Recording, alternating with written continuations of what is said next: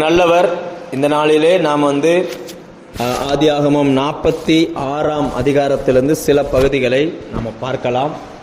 இப்பொழுது கானான் தேசத்தை விட்டு இஸ்ரவேல், அதாவது யாக்கோபு தன் குடும்பத்தோடு கடந்து போகக்கூடிய சூழ்நிலை வருகிறது. ஏன்னா அந்த தேசம் அவர்களுக்கு வாக்குத்தத்தமாய் கொடுக்கப்பட்ட தேசம். ஆபிரகாமை அழைக்கும் பொழுது நான் உனக்கும் உன் சந்ததிக்கும் இந்த தேசத்தை தருவேன்னு சொல்லியிருந்தார். பத்தாததுக்கு யாக்கோபுக்கு சொப்பனத்துல தோன்றி தேவன் சொல்லியிருந்தார், நீ படுத்திருக்கிற பூமியை நான் உனக்கு தருவேன், நீ இப்போ மாமா வீட்டுக்கு போனாலும் அங்கிருந்து உன்னை நான் திரும்ப வர பண்ணுவேன், உன் பிதாக்களுக்கு நான் கொடுப்பேன்னு சொன்ன தேசத்தை நான் உனக்கு தருவேன் அப்படின்லாம் சொல்லியிருந்தார். இப்போ இவருக்கு வயசாக போகுது. தன் பிள்ளைகள் அந்த வாக்குத்தத்தம் பண்ணப்பட்ட இடத்துல இருக்கணும்னு அவர் விரும்புகிறார். சூழ்நிலை எப்படி இருக்கு அப்படின்னு பாத்தீங்கன்னா, யாக்கோபின் இடத்தில் இவர்கள் போக வேண்டிய நிர்பந்தம். அதனால இவர் முதல்ல எகிப்துக்கு போகாம தனக்குண்டான எல்லாவற்றையும் சேர்த்து கொண்டு எங்கு போனார் அப்படின்னா பெயர்சபாவுக்கு போனார். எங்க போனாரு? பெயர்சபா என்பது அந்த ஒரு ராஜ்யத்தின் ஒரு பகுதி. நம்ம ஊர்ல இருக்கு இல்லையா, காஷ்மீர் டு கன்னியாகுமரி இருக்கு இல்லையா, காஷ்மீர் ஒரு எல்லைன்னா கன்னியாகுமரி ஒரு எல்லை. அதே போல இஸ்ரேல் தேசத்துல தான் முதல் பெயர்சபாம்பாங்க. பெயர்சபா ஒரு தேசத்தினுடைய கடைசி எல்லை, அந்த இஸ்ரேல் தேசத்தின் கடைசி எல்லை. அங்க போயிட்டார். அங்க போய் என்ன செய்யறாரா, ஒரு பலிபீடத்தை கட்டுகிறார். அந்த பலிபீடத்தை கட்டி தேவனுக்கு பலி செலுத்துகிறார். பலி செலுத்திட்டு அன்று இரவில் தேவன் அவரோடு பேச ஆரம்பிக்கிறார். ஏன் இவைகள் இப்படி எழுதப்பட்டிருக்கு அப்படின்னு பாத்தீங்கன்னா, ஒரு முடிவு எடுப்பதற்கு முன்பதாக பலி செலுத்தி தேவனிடத்திலிருந்து கன்ஃபர்மேஷன் வாங்கணும். சொல்ல புரியுதா? சிலர்லாம் முடிவு எடுத்துருவாங்க. இவங்க முடிவு எடுத்துட்டு அதுக்கப்புறம் போய் சொல்லுவாங்க. கல்யாணத்துலலாம் பாருங்க, பொண்ணும் மாப்பிள்ளையும் அவங்களே பேசி முடிப்பாங்க. ஆனால் காடில் போடும்போது மட்டும் இந்த காரியம் கர்த்தரால் வந்தது, கர்த்தரால் வரல, இந்த காரியம் வரதட்சணையினால் வந்தது, இந்த காரியம் மாமாவினால் வந்தது, இந்த காரியம் சித்தப்பாவினால் வந்துச்சு. மாமா பொண்ணு பார்ப்பார், சித்தப்பா மாப்பிள்ளை பார்ப்பார், கடைசியில் கல்யாணம் முடியும், 2 வருஷத்தில் டைவர்ஸ் ஆகும். ஸோ இன்னைக்கு இவைகளெல்லாம் நாம் பார்த்து கொண்டிருக்கிற சம்பவங்கள். ஆனால் யாக்கோபின் மூலமாய் கர்த்தர் நமக்கு ஒன்று என்னை கற்றுத்தருகிறார். என்னன்னா, சூழ்நிலைகள் எவ்வளவு மோசமா இருந்தாலும் ஃபர்ஸ்ட் பலிபீடத்துக்கு போய் பலி செலுத்து. நீ பலி செலுத்திட்டனா கர்த்தர் உனக்கு பேச ஆரம்பிப்பார். அன்று இரவுல தேவன் யாக்கோபோடு பேச ஆரம்பித்தார். யோசிச்சு பாருங்க, இதுக்கு முன்னாடியும் யாக்கோபின் வாழ்க்கையில் தன் மகளுடைய விஷயத்தில் ஒரு சம்பவம் நடந்துச்சு. நம்ம அதை படித்தோம். அந்த மகளுடைய வாழ்க்கையில் என்ன நடந்துச்சுன்னா, அந்த தேசத்து ராஜா பொண்ணு கேட்கிறார்.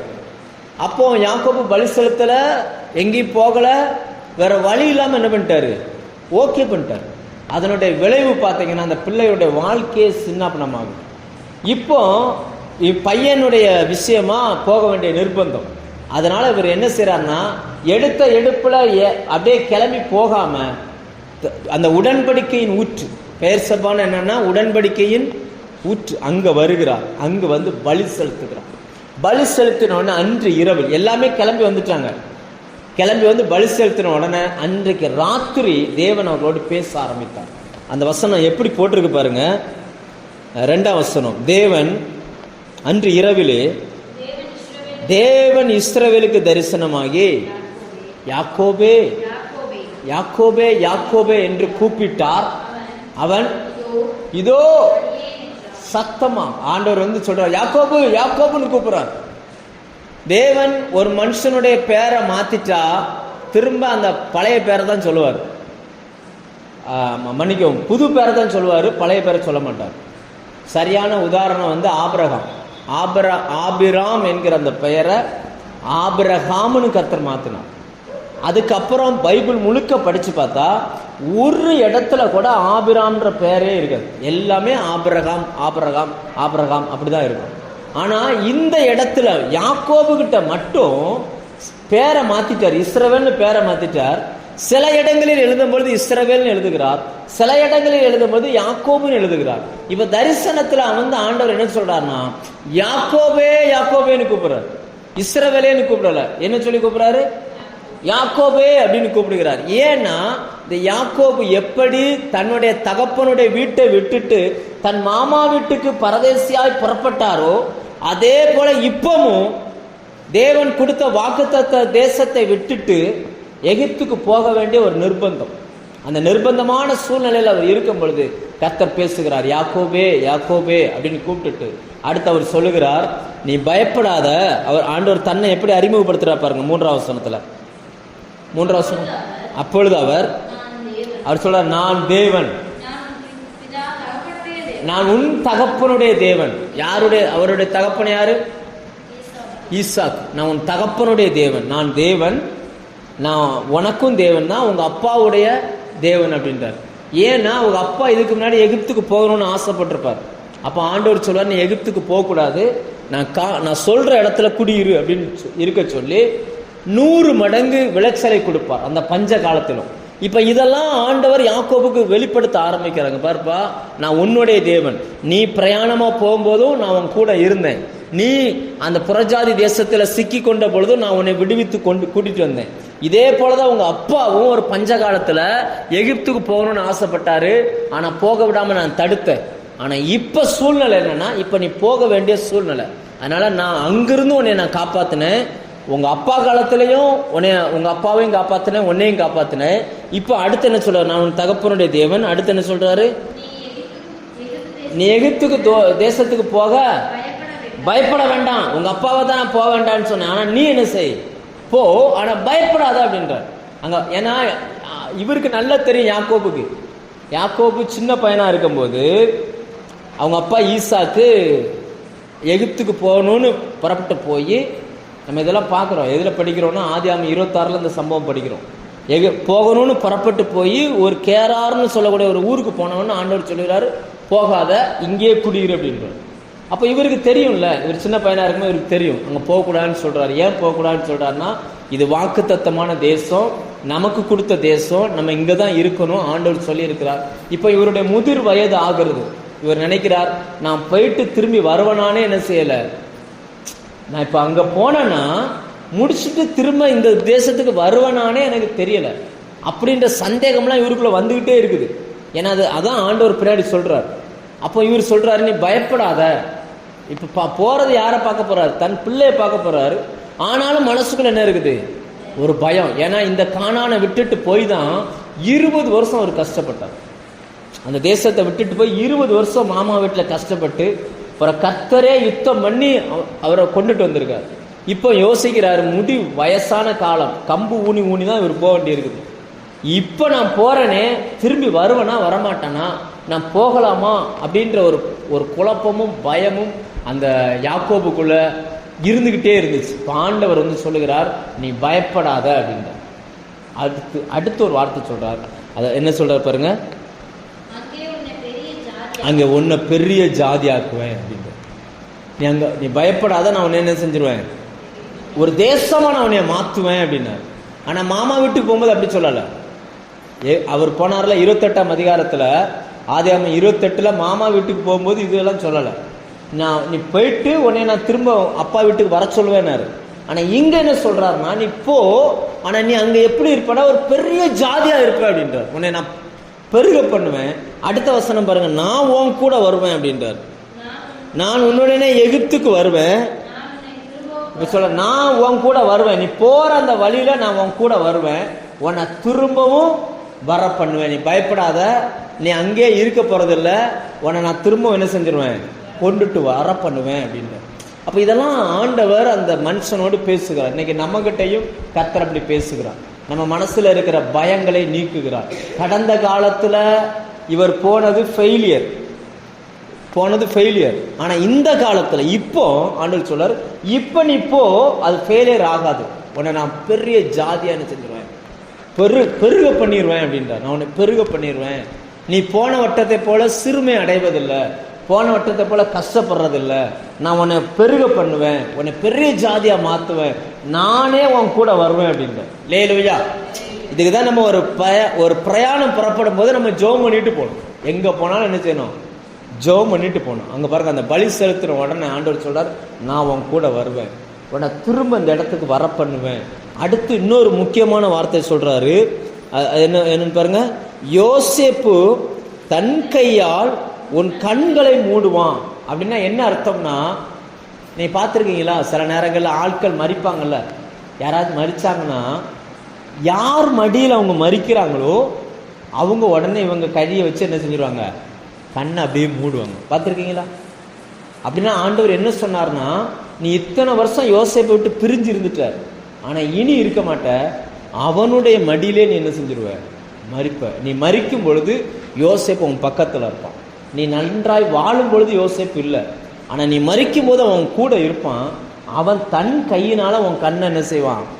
யோசேப் யாக்கோபுக்கு ஒரே பயம், அதாவது துக்கம் என்னன்னா, என் பையனை நான் இழந்துட்டேனே. ஏன்னா ஆண்டவர் கொடுத்த அந்த பையனில் ஒரு பையனை இழந்துட்டேனேன்னு துக்கத்தோடே இருந்தார். இப்போ ஆண்டவர் அந்த யாக்கோபுடைய துக்கத்தை மாற்றுகிறார். என்னெல்லாம் சொல்றாரு பாருங்க, இப்போ நான் உன் கூட வருவேன், உன்னை திரும்பவும் இந்த தேசத்துக்கு நான் என்ன செஞ்சிருவேன். ஏன்னா இந்த வயசான ஆளுகளை பார்த்துருக்கீங்களா? இந்த வயசான ஆளுகளுக்கு ஒரு பிரச்சனை என்னன்னா, நம்ம செத்துட்டா நம்மளை எங்கே அடக்கம் பண்ணுவாங்க, இதெல்லாம் நினைப்பாங்க. வயசானவங்க நினைப்பாங்க, நம்ம செத்துட்டா நம்மளை எங்கே அடக்கம் பண்ணுவாங்க அப்படிலாம் யோசிப்பாங்க. ஏன்னா ஏன் இதெல்லாம் ஆண்டவர் யாக்கோபோடு சொல்றாரா, யாக்கோபின் அப்பா கலரை அங்க இருக்கு, யாக்கோபின் அம்மா கலரை அங்க இருக்குது, யாக்கோபுடைய தாத்தா ஆபிரகாம் கலரை இருக்குது, ஆபிரகாமுடைய மனைவி சாராள் கலரை இருக்கு. நாலுமே ஒரே இடத்துல இருக்குது. இவங்க குடும்ப மரித்தா அடக்கம் பண்றதுக்குன்னு இடம் வாங்கி வச்சிருக்கிறாங்க. அப்ப யாக்கோபுக்கு இப்ப மரிக்கக்கூடிய வயசு நெருங்கிருச்சு. நான் செத்துட்டா நான் அந்த தேசத்துல சாகணும், எங்க அப்பா எங்க தாத்தாலாம் இங்க இருக்கிறாங்க, வாக்குத்தத்தம் பட்ட தேசத்துல தான் நம்ம இருக்கணும். பாருங்க, நம்ம இதுலேயும் சரி, கிறிஸ்தவத்திலையும் சரி, அந்த யூதர்கள் கலாச்சாரத்திலையும் சரி, கல்லறை என்பது ரொம்ப முக்கியம். நம்முடைய அடக்கம் என்பது ரொம்ப ரொம்ப முக்கியம். நம்முடைய தலைமை போதகர் சொல்வார், கல்யாணத்தை கூட 10 நிமிஷத்துல நடத்திடுங்க, பிரச்சனை இல்லை, ஆனால் அடக்க ஆராதனையை நடத்த வேண்டிய முறையில தான் நீ நடத்தணும் அப்படிங்க. ஏன்னா அது ரொம்ப விலையேற பெற்ற அந்த சரீரம் அழிய போறது கிடையாது, அவருடைய வருகையில திரும்ப அது எந்திரிக்கும். அதனால அந்த சரீரத்துக்கு நம்ம கொடுக்க வேண்டிய மரியாதையை கொடுக்கணும் அப்படின்னு சொல்லி அந்த அந்த அடக்கத்துக்கு அவ்வளவு மரியாதை கொடுப்பார். இப்ப யாக்கோபுக்கு இந்த பயம், நம்ம கடைசி காலத்துல இருந்த காலம்லாம் இங்க நல்லா வாழ்ந்துட்டு சாகுற காலத்துல அங்க போய் சாக போறோமே, அவருக்கு அது பயம். அதனாலதான் சில முதியவர்கள் முதிர் வயதுல பயணம் போக மாட்டாங்க, எங்கேயுமே போக மாட்டாங்க. சில ஆளுகள்லாம் நான் பார்த்துருக்குறேன், என் வீட்டுக்கார் கலர் இங்கே இருக்குது, நான் செத்தா என் வீட்டுக்கார் கூட தான் சாகணும் அப்படி சொல்லுவாங்க. பார்த்துருக்கீங்களா? என் மனைவி கலர் இங்கே இருக்குது, நான் செத்தா என் மனைவி கலரை கிட்ட வச்சிருங்க, எங்கள் அப்பா கலரை கிட்ட வச்சு அப்படிலாம் சொல்லுவாங்க. இப்போ யாக்கோபுக்கு அந்த பயம் இருக்குது மனசு. அதனால தான் ஆண்டவர் சொல்கிறேன், நீ பயப்படாத, நான் உன் கூட வருவேன், நீ திரும்ப இங்கே என்ன செய்வ, வருவ. ஆனால் எப்படி வருவேன்னா, நீ அங்கேயே மறிச்சிருவ, உன் கண்ணா யோசேப்பு என்ன செஞ்சிருவான், மூடிடுவான். ஆனால் உடனே இங்கே கொண்டு வந்து தான் என்ன செய்வாங்க, அடக்கம் பண்ணுவாங்கன்றத தேவன் யாக்கோபுக்கு மறைமுகமாக சொல்லிக்கிறான். லேலூயா. ஒரு மனுஷனுடைய பிறந்த நாள் எல்லாருக்கும் தெரியும், ஆனால் எங்கே மறிப்பான், எங்கே அடக்கம் பண்ணப்படுவான், இதெல்லாம் தேவனுக்கு தெரியும். அந்த காரியத்தை யாக்கோபுட்ட சொல்லி கொடுக்குறார். இந்த பாரு, நீ பயப்படாத, முதிர் வயது, உனக்கு வயசாயிருச்சுன்னு பயப்படாத, நான் உன் கூட வருவேன், உனக்கு ஒன்றுமே நடக்காது, நான் உன் கூடவே இருப்பேன், உன்னை திரும்பவும் இந்த ஊருக்கு நான் கொண்டு வருவேன். ஆனால் வரும்போது எப்படி வருவேன்னா, நீ மரித்து உன் கண்களை யோசேப்பு மூடுவான், அப்போ யோசேப்பு உன் பக்கத்தில் இருப்பான், நீ மரித்த பிறகு உன்னை மறுபடியும் இங்கே என்ன செஞ்சிருவாங்க, கொண்டு வருவாங்க. அதெல்லாம் சொல்கிறார். அடுத்து என்ன சொல்கிறார் பாருங்க, 5ஆம் வசனம். அதை சொன்னதுக்கு அப்புறம் தான் யாக்கோபு பெயர்சபா விட்டு பிரயாணம் புறப்பட்டான். இப்போ கொஞ்சம் தைரியம் வந்துருச்சு. ஏன்னா நம்மளுடைய மரண காலத்துக்கு பிறகும் ஏன்னா நிறைய பேர் பார்த்துருக்கீங்களா, வெளிநாட்டில் வேலை செய்வாங்க, இறந்துருவாங்க. சில பிரேதங்கள் மட்டும்தான் ஃப்ளைட்டில் வரும், சில நேரங்களில் வர முடியாது. கொரோனா டயத்துலலாம் வெளிநாட்டில் இறந்தவங்கலாம் அங்கேயே அடக்க மாட்டாங்க. பெத்த பிள்ளையை பார்க்க முடியாது, கெட்டின மனைவி பார்க்க முடியாது, தாய் தகப்பனை பார்க்க முடியாது, பிள்ளைகள் பார்க்க முடியாது, யாருமே பார்க்க முடியாது. இவ்வளவு இதுக்கு பெரிய பெரிய ஊழியர்கள், சிவகாசியில் கர்மேல் பர்வத சபை, கர்மேல் ஆலயம்னு ஒன்று இருக்குது, கிட்டத்தட்ட 100கணக்கான சபைகளை நிறுவின ஒரு தேவ மனுஷன். அவர் அந்த கொரோனா டயத்தில் இறந்துட்டார். விசுவாசிகளை யாருமே போய் பார்க்க முடியல. குழி தோண்டி இறந்து போன மிருகங்களை தூக்கி போடுறது போல அவர் அப்படியே மூடி தூக்கி போட்டாங்க. ஒருத்தர் கூட பக்கத்தில் போக முடியாது, யாரும் போய், ஏன்னா ஆட்கள் கூட்டம் கூடக்கூடாது. அப்படிதான் நடந்துச்சு. நிறைய இடங்கள்ல பாத்தீங்கன்னா அந்த கொள்ளை நோய் வந்துருச்சுன்னா தோண்டி குப்பைகளை கொண்டு போடுறது போல பிரேதத்தை போட்டுக்கிட்டு இருந்தாங்க. ஆனா இங்க யாக்கோபுக்கு ஒரு நம்பிக்கையை கர்த்தர் கொடுக்கிறார். நல்லா புரிஞ்சுக்கோங்க, தேவனிடத்துல வந்தவனுக்கு மரணத்தின் மேல ஒரு நம்பிக்கை இருக்கு.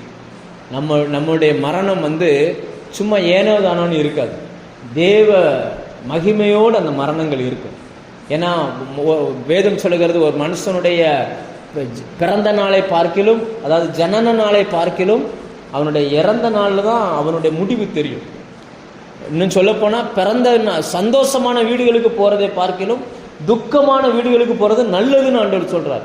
அங்க போனாதான் ஒவ்வொருத்தனுடைய முடிவு தெரியும், அவன் எப்படி வாழ்ந்திருக்கிறான்.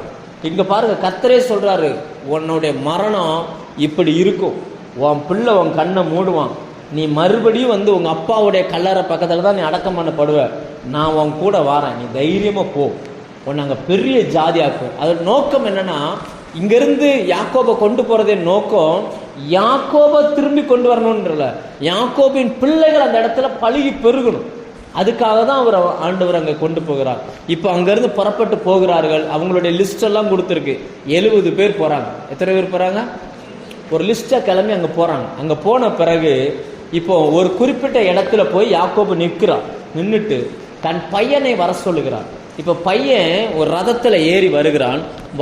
அப்பாவும் பிள்ளையும் ஒரு தேசத்துல சந்திக்கிறாங்க. கிட்டத்தட்ட வருஷத்தனை 13 வருஷம், 17 வயசுல ஆரம்பிச்சது, 30 வயசுல ராஜா. அந்த 30ல இருந்து ஒரு 7 வருஷம் செழிப்பின் வருஷம். அப்போ எத்தனை வருஷம் ஆச்சு? 37. 37னா நம்ம கணக்கு எவ்வளவு பிரிஞ்சிருக்கிறாருன்னா ஒரு 13 வருஷம், ஒரு 7, 20 வருஷம் ஆச்சு. அடுத்து 2 வருஷம் கழிச்சு தான் இவர் யோசேப்பு சொல்லுகிறார், இப்ப 2 வருஷம் ஆச்சு, இன்னும் 5 வருஷம் பஞ்சம் இருக்கும். நேற்று படிச்சோம்ல, 2 வருஷம் ஆச்சு. அப்ப 22 வருஷத்துக்கு அப்புறம் இவர் போய் பார்க்க போறாரு, பையனை பார்க்க போறாரு. இவர் பையனை தேடி போகல, அங்க போய் ஒரு இடத்துல நின்றுட்டு அவனை வர சொல்லுங்க அப்படின்றார். இப்ப 22 வருஷம் கழிச்சு அப்பாவை பார்க்க பையன் வரான்.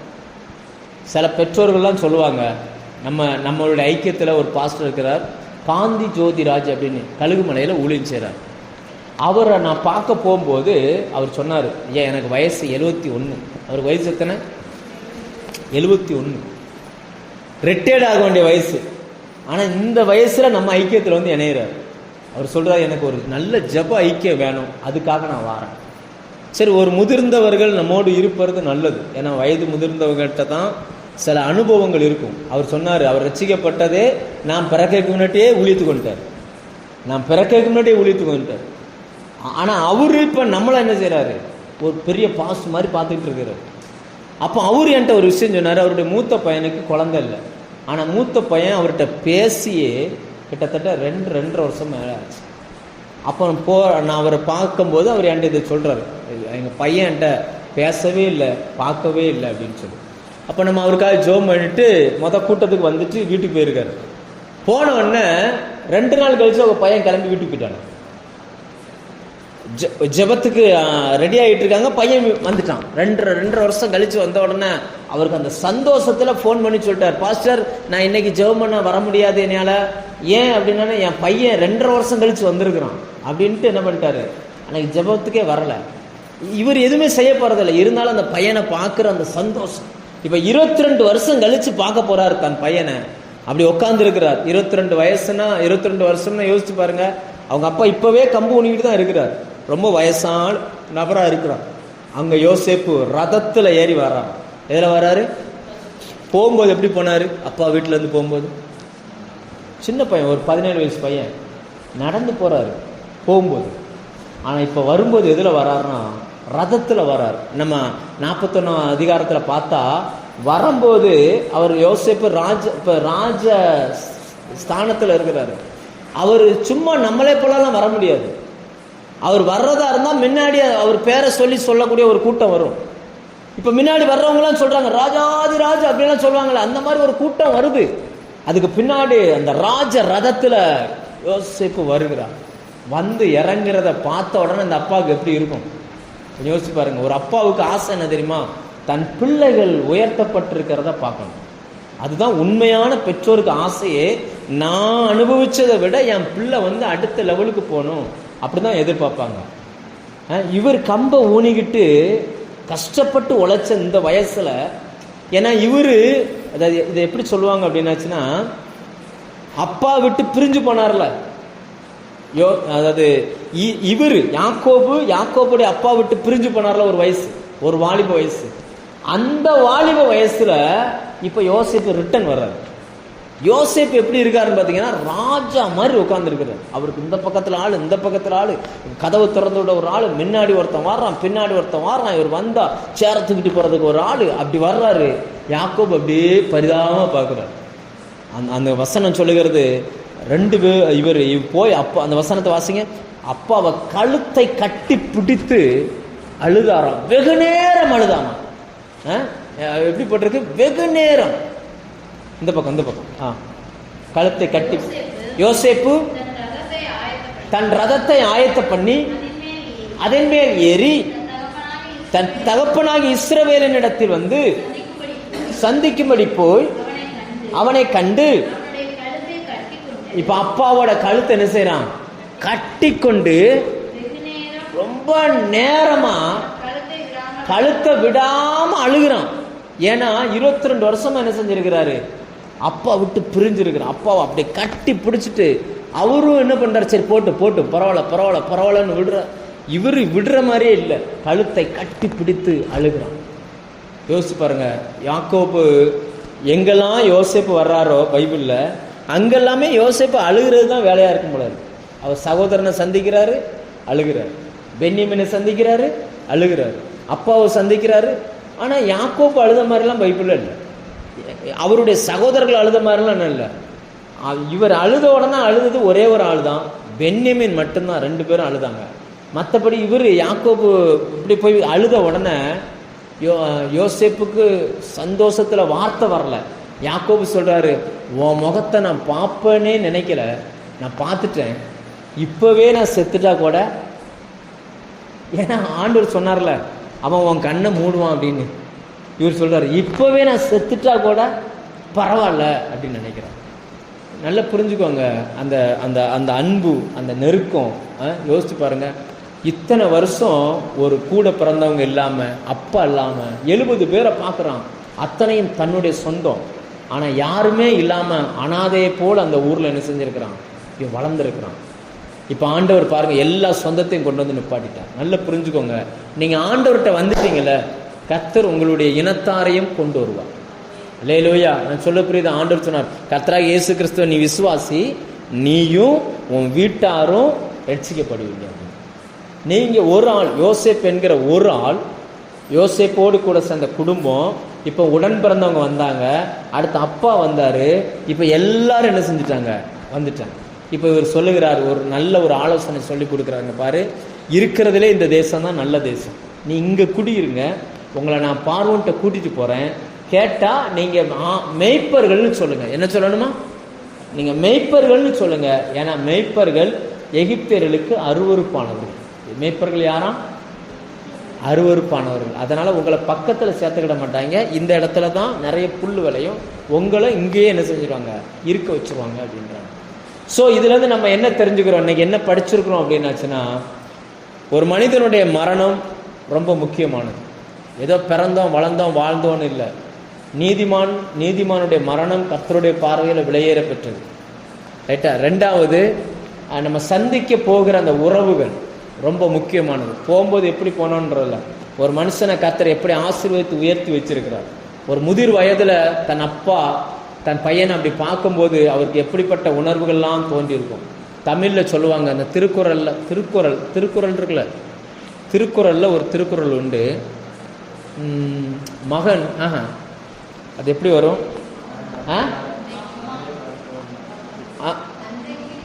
இல்ல அது என்னன்னா, அதுக்கு அர்த்தம் என்னன்னா, அந்த அப்பா பையனை உயரத்துல பார்க்கறத பார்த்து சந்தோஷப்படுவார்.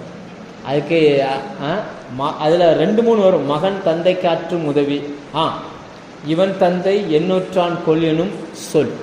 இப்படி ஒரு பிள்ளையை பெக்கிறதுக்கு இவர் கொடுத்து வச்சிருக்கணும், அப்படி சொல்லுவாங்கல்ல. அப்படி யோசேப்பு வரும் பொழுது கூட இருந்தவங்களாம் என்ன சொல்றாங்க?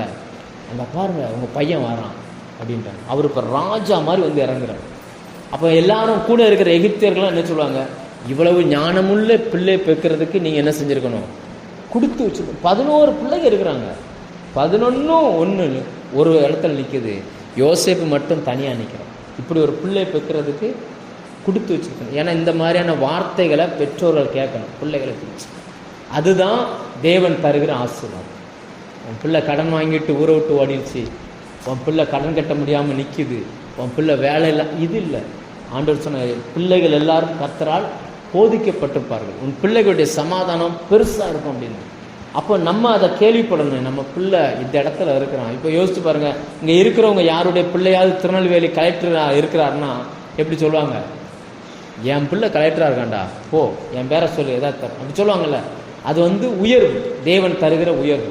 அந்த யாக்கோபுக்கு கர்த்தர் கொடுத்த அந்த உயர்வு பாருங்க, அவருடைய பிள்ளைய அவ்வளவாய் கர்த்தர் உயர்த்தி வச்சார். லேலுயா, கர்த்தரோடு நீங்கள் செலவு பண்ணுகிற நேரங்கள் வெறுமையான நேரம் அல்ல, உங்கள் தலைமுறைக்கு ஆசீர்வாதம். உங்கள் பிள்ளைகளை கர்த்தர் நினைவு கூர்ந்து உயர்த்தி வைப்பார். ஒரு நாள் ராத்திரி யாக்கோபு தேவனை போய் சந்தித்தார். அதனுடைய விளைவு அவருடைய குடும்பம் முழுவதும் என்ன செஞ்சிருச்சு, ஆசீர்வதிக்கப்பட்டுச்சு. நீங்கள் இன்னைக்கு தேவனை சந்திக்க வந்திருக்கிறீங்க, உங்கள் குடும்பமும் கர்த்தர் ஆசீர்வதிப்பார், உங்கள் குடும்பத்தையும் கர்த்தர் பெருக பண்ணுவார். ஜெபம் பண்ணுமா?